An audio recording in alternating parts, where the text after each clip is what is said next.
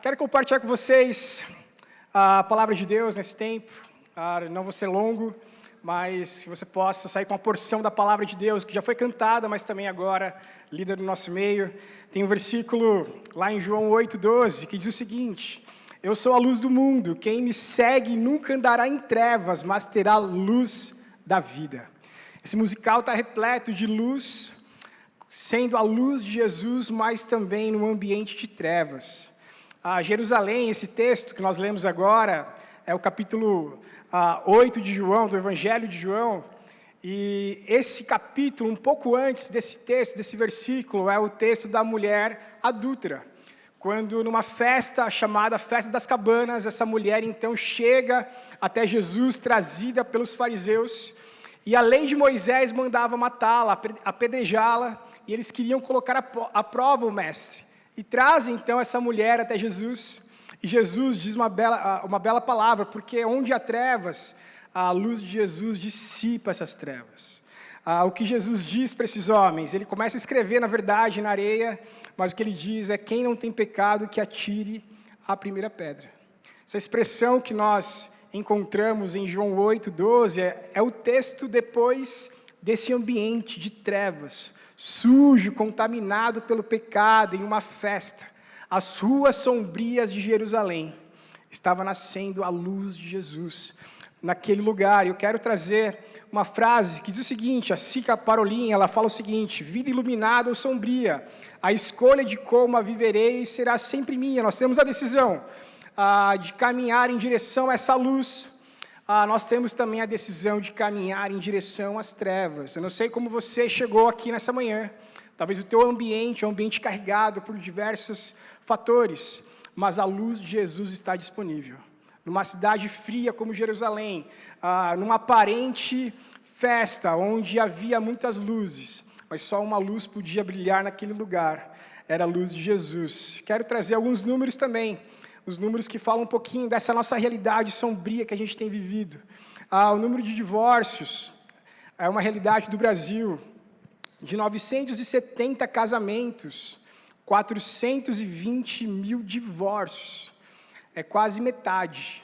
Isso é uma realidade nossa, do Brasil, que está também impregnada dentro das igrejas. De 970 mil casamentos, 420 mil divórcios. Esse é um dado de 2022. A violência doméstica. 3 a cada 10 brasileiros já passaram por isso. Esse ambiente que eu estou descrevendo é um ambiente de casa. Você pode ver, é o divórcio, é a violência doméstica. O próximo dado é o alcoolismo. O alcoolismo, ele toma 18,4% da nossa população. É muita coisa, gente. São pessoas que passam do lazer e que acabam extrapolando, que são viciados em álcool. Adolescentes já são acometidos a essa realidade, porque acham bonito. Nós estamos aqui celebrando esse Deus que nos tira das trevas, que nos leva para a sua luz, mas diante de uma realidade contaminada. Drogadição no Brasil, 32% dos brasileiros, isso representa 4,9 milhões de pessoas, lutam com as drogas. É uma realidade também da nova geração. Abuso sexual infantil, a cada hora, 3 crianças são abusadas no Brasil. Isso é muita coisa, gente. É sério, eu não sei esses dados, como mexe no seu coração, como isso chega até você aí, mas isso é um dado muito sério. E suicídio, 38 pessoas por dia tiram a sua própria vida. Em 2015, nós tivemos um jogo mundial chamado a Baleia Azul, onde os adolescentes tinham 50 tarefas ou provas, e a última prova que eles tinham era tirar a sua própria vida. Milhares de adolescentes e jovens morreram por causa de um jogo demoníaco, satânico. Esse ambiente de trevas que está instaurado ao nosso redor, a luz de Jesus precisa brilhar. E um jovem, lá em 1889, ele pinta um quadro. Esse jovem, ele era um jovem religioso, ele com as suas doenças mentais, com o seu coração também abusado por diversas realidades e fatores, ele pinta esse quadro. Ele estava na França, e esse quadro é pintado diante de um hospício. Ele estava internado no hospício, Ele olha para fora da janela e ele encontra então essa realidade linda, bonita. O nome do quadro é O Céu Estrelado. E é lindo demais, mas ele olha para o seu coração, é um coração duro, é um coração sombrio, um coração muito diferente desse quadro. A luz de Jesus é um efeito colateral no mundo. Quando Jesus nasce, há 400 anos, Deus não mandava um profeta. Quando Jesus nasce, há dificuldade, porque não tem lugar para o menino. Não tem lugar para essa luz. O segundo texto que eu quero compartilhar com vocês, nessa manhã, é o texto de Mateus 2, do 2 ao 4.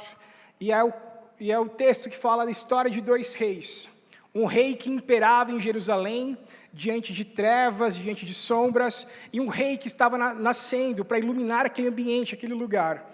O que o texto diz: os sábios vindo do Oriente perguntaram: onde está o recém-nascido rei dos judeus? Vimos a sua estrela no Oriente e viemos adorá-lo. Quando o rei Herodes, esse rei das trevas, que exalava poder, olha o que ele diz: ouviu isso e ficou perturbado, e com ele toda Jerusalém. Tendo reunido todos os chefes dos sacerdotes do povo e os mestres da lei, perguntaram-lhes onde deveria nascer o Cristo. Olha esse cenário. Esses sábios que vieram do Oriente chegam até o lugar onde o rei estava e eles perguntam onde estava nascendo o rei que é o Messias prometido. Esse rei Herodes, que é um exemplo, esse rei Herodes que é a representação de um mundo sedutor, poderoso e cruel, o lado sombrio da vida, ele fica enlouquecido.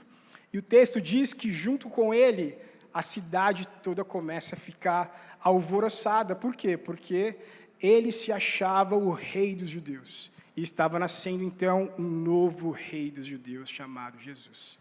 Herodes é a representação desse mundo esquizofrênico, esse mundo maluco, o império do medo, da dor, do lamento. Quem era esse Herodes? A gente lê rapidamente esse texto. Esse Herodes, ele é conhecido como Herodes o Grande. Esse Herodes, ele é famoso pelas suas obras em Massada, pelas suas obras ao redor de Israel.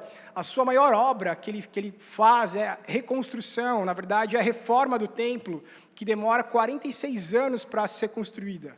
Ele é um jovem brilhante, ele assume esse governo com mais ou menos 30 anos, e se passam 40 anos com a sua dinastia. Herodes depois se torna um título, ele é tão importante que se torna um título. Mas como que era a casa de Herodes? A casa de Herodes, ele se casa com 10 mulheres. Ele é o homem que tem 10 mulheres e tem 15 filhos. Esse homem que é tomado pelo medo, esse texto que nós lemos aqui de Mateus 2, é o final da sua vida, não é o comecinho, é o final. Ele está no pico da sua insanidade, do seu medo. A casa de Herodes era uma casa onde haviam 10 mulheres, ou se passou 10 mulheres, 15 filhos, e ele mata então a sua esposa. Ele mata a sua esposa chamada Mariana. E com o medo da sucessão dele, ele mata os seus 3 filhos mais velhos, para que não queiram ter o desejo de tirá-lo do governo. Ele descobre depois que essa Mariana tinha outros 2 filhos que ela havia escondido dele. Esses 2 filhos, o Alexandre e o Aristóbulo, ele mata também esses 2 filhos com o medo da sucessão ao trono. Quando nós nos deparamos com esse texto, é esse Herodes que nós vemos. É um Herodes com uma aparência externa muito bonita, era o construtor, ele era articulado nas palavras, era um líder renomado, mas o seu coração, a sua casa, era um ambiente de trevas. Ele morre mais ou menos com 70 anos. Tinha uma frase que exalava entre os filhos de Herodes, a frase é a seguinte: era melhor ser porco dele do que um filho. Era melhor ser um porco dele do que um filho do rei Herodes. O texto bíblico, ele vai continuar, e o texto que ele vai descrever essa insanidade de Herodes, é o verso 16, que diz o seguinte: quando Herodes percebeu que havia sido enganado pelos magos, ficou furioso, e ordenou que matassem todos os meninos de 2 anos para baixo, em Belém e nas proximidades, de acordo com a informação que havia obtido dos magos ou dos sábios do Oriente. Esse é um texto que descreve a sua insanidade, esse homem que a palavra de Deus vai descrever aqui. Como que é ser Herodes nos dias de hoje? Você fala assim, Alex, mas isso parece uma coisa tão distante, tão cruel, tão dura. Quando você aceita as trevas, esse Herodes é uma representação, tá ligado? Dos anseios de um homem maluco. Eu estou descrevendo aqui 3 realidades, 3 casas, 3 cenários que pode ser aparentemente um pouquinho da sua casa ou da minha casa. Essa primeira casa é de uma menina muito quieta, que vai para o colégio. No colégio também ela é tímida, ela fica sempre distante dos amigos, não é quem está gritando, mas é quem sempre está na retaguarda. Essa menina sofre bullying no colégio muito forte, e ela começa a usar blusas sempre de manga longa. Essa menina se cortava, todos os dias. E a expressão do coração dela, a frase que brota do seu coração, é essa frase que eu trago em destaque ali: a dor física é menor do que a dor emocional. Tem uma coisa lá dentro que dói muito, Então, o corte é algo mais leve daquilo que ela está representando no seu coração. A casa 2 é de um pai que trabalha 14 horas por dia. Você conhece alguém que trabalha 14 horas por dia aí? As mulheres estão cutucando o marido aí, né? Que traz trabalho para casa. E ele trabalha tanto que quando ele chega em casa, às vezes a casa não é como ele gostaria que fosse, porque ele queria ter paz na sua casa, mas quando ele chega, ele tem filhos, e os filhos bagunçam, e viram adolescentes, é o caos. E ele começa então a gritar, ele também tem abuso físico, e a frase que exala do coração desse pai que trabalha 14 horas, que aparentemente é alguém bem-sucedido, mas a sua casa é uma desordem. A frase que eu destaco, que ele traz ali: eu só queria um lugar onde pudesse ter paz e descanso. Definitivamente a minha casa não é esse lugar.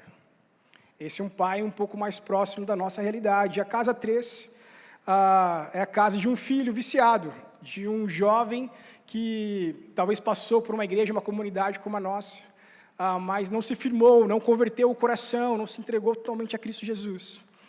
Ele começa a abusar então de drogas e de álcool, e a frase que ele traz ali: o vício é a gota que me resta do alívio nos dias caóticos que me atormenta. Insanidade, loucura, trevas. Estamos falando aqui de Herodes como uma representação de uma casa não regida pela palavra de Deus e pela luz de Cristo, mas regida por uma sombra, uma nuvem, e a gente pode dissipá-la com a palavra de Deus. Nunca pare de dar ouvidos a Deus. Herodes, ainda na sua insanidade, quando alguns sábios vieram conversar com ele, alguns conselheiros, e fala para ele tirar uma águia que havia no portal da cidade, ele pega esses magos, esses sábios, e ele mata esses sábios. Porque ele fala assim: isso agradaria a Deus. Essa é a frase que esses sábios trazem para o rei Herodes. De um lado nós temos Herodes, do outro lado nós temos Jesus, esse rei que nós falamos em todos os natais, ou o rei que nós falamos em todos os domingos, para a nova geração, sábado e domingo à noite. Nós falamos sobre Jesus Cristo. Ele é o nosso guia. O John Stott, ele diz o seguinte: Jesus não apenas trouxe a luz ao mundo, Ele é a luz do mundo. Ele não é um enviado para trazer luz, mas Ele é a própria luz. Ele não é o refletor da luz de Deus, Ele é a própria luz que ilumina nossas vidas e dissipa as trevas. Quem é Jesus para você? Se essa pergunta fosse a pergunta de $1 bilhão, ou é a pergunta que você deve responder, é a tua entrada para o céu, como o meu filho Luquinhas está cantando aqui. Há muito tempo atrás, em uma palavra numa igreja, a gente conversou sobre isso, e o que eu falei para ele: filho, Jesus é a senha. Um dia você vai chegar no céu, Jesus é a senha para você entrar no céu. É Ele que deve mover a tua vida, é Ele que deve conduzir você até a presença de Deus. Mas e você? Quem é Jesus para você nessa manhã? Quem é Jesus para você? Está ligado? Quem é Jesus para você nessa manhã? descreve aí em uma palavra. Você consegue falar uma palavra? Quem é Jesus para você? Quem é Jesus para você? Razão de viver, libertador, amor, salvador, esperança, amigo, tantas coisas. Quem é Jesus para você? Essa foi uma pergunta também feita para os discípulos. Em um texto tenso de Jesus, Jesus pergunta para esses discípulos: o que eles estão falando quem eu sou? E seus discípulos falam, alguns lá na rua falam que você é Elias, outros falam que você é Jeremias, outros falam que você é um profeta. E aí Jesus pergunta, mas e vocês? Essa é a pergunta para vocês. Quem vocês acham que eu sou? Esse texto de Jesus conversando com os discípulos, depois muitos discípulos vão embora. E restam apenas alguns, aqueles que encontraram quem era Jesus de fato. Quem é Jesus para você? Jesus é o Criador. Ele esteve na criação, lá no Jardim do Éden. Ele esteve antes do Jardim do Éden, criando todo o universo. Esse é o nosso Cristo. Ele estava junto. Gênesis 1:26 fala, façamos o homem à nossa imagem e semelhança. Façamos, é porque Deus estava com Cristo e com o Espírito Santo, construindo, regendo a história do universo. Ele é provedor. No texto lá de Mateus e de João, vai falar sobre a multiplicação dos pães. Jesus tem piedade, não deixa aquelas pessoas irem embora, mais de 5.000 pessoas, e ele coloca comida, transforma, multiplica pães e peixes para aquela comunidade. Jesus é amigo. Ele tinha João, que era o seu discípulo amado, mas ele tem Lázaro, Maria e Marta. Em um dos textos mais lindos, Jesus ele chora, porque Lázaro está morto. E depois, Jesus ainda é poderoso. Por que ele é poderoso? Porque nesse texto, quando ele pede para Lázaro sair do túmulo, nós aprendemos isso aqui com o Marco Teles, quando ele fala que ele precisou falar o nome de Lázaro, porque se ele não falasse, era capaz que aquelas pessoas, que todos os mortos até aquele momento, ressuscitassem. Tal era o seu poder. Jesus é poderoso. Jesus é poderoso. Mais para frente, quando seus discípulos estão num barquinho e começa a vir uma tempestade em alto mar, e Jesus, muito didático, está dormindo, e acontece o caos ali. Os seus discípulos com medo acordam Jesus, e aí acontece um fato incrível, porque Jesus é tão poderoso que ele manda acalmar o mar. E eu quero fazer isso com vocês. Jovens e adolescentes são bagunceiros, né? Quero fazer um pouquinho de bagunça com vocês nessa manhã. Eu quero fazer uma representação dessa cena de poder de Jesus com os seus discípulos. Vocês desse lado aqui, vocês vão fazer o vento, ok? Vocês me ajudam com isso aí? O que é o vento? Vocês vão raspar uma mão na outra, ok? Conseguem fazer aqui? Esse lado aqui, esse lado aqui, isso aí. Tá bem fraquinho, gente. Tá melhor agora, hein? Muito bem. Vocês aqui vão fazer as gotas. Vão estalar os dedos. Tranquilo? Beleza? Ok, vocês vão fazer então a chuva. A chuva bater um pouquinho de palma. Vocês podem bater aqui, todo mundo aqui embaixo. Isso aí. Essa palminha está meio tímida de vocês, né? E a parte de cima, superior, vocês vão bater os pés no chão. Tá bom? Bem forte. Estão em cima, então é para dar um impacto forte. Tudo bem? Ok? Vamos fazer essa representação. Vocês não param, vocês vão sofrer mais. Por quê? Porque vocês não param até chegar o trovão lá, tá bom? Então, vocês começam e vão terminar também, beleza? Ok? Tranquilo? Vamos fazer um ensaio aí, ok? Jesus estava, então, no seu barquinho, e é didático, gente, porque Jesus está ensinando para aqueles discípulos sobre quem ele era. E ensinar quem Jesus era passava por alguns ambientes que deveriam ser desconstruídos na mente daqueles discípulos. Não era somente a pregação de Jesus, mas era também a experiência de andar, de caminhar com a luz de Jesus. Então, imagine esse cenário, onde há um barquinho, os discípulos juntos, Jesus dormindo, e começa então um vento. Começa um vento. Muito bem, um ventinho tranquilo. Para quem é pescador, e vários eram pescadores, esse vento, que gostoso. Dá para dormir, tranquilamente. Ok? Claro, né, Pedro estava ali e fala assim, não, é só um vento. Mas daqui a pouco começa a gotejar.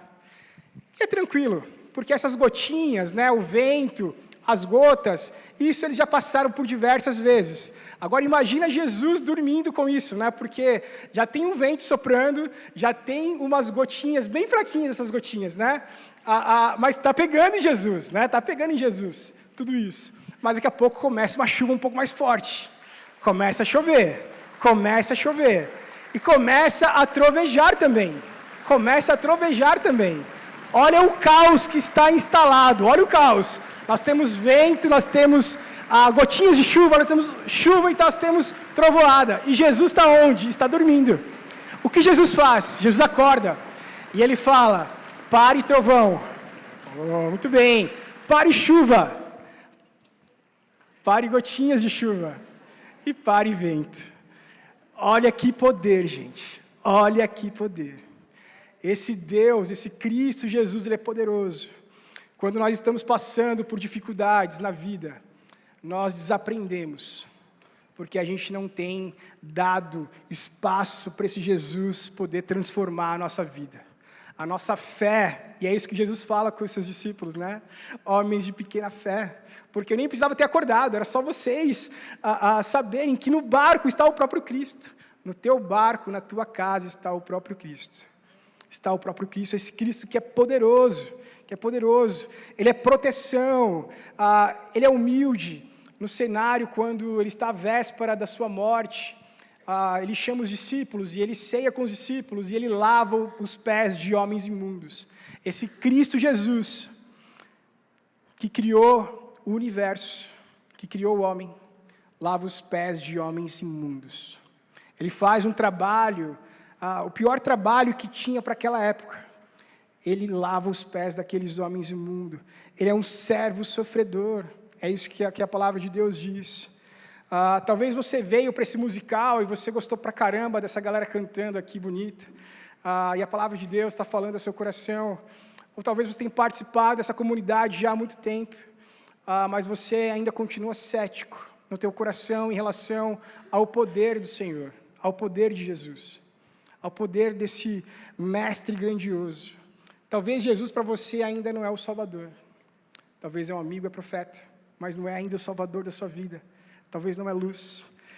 Você precisa aprofundar mais. Você precisa quebrar essas camadas talvez, nessa profundidade que a gente precisa chegar para encontrar Cristo.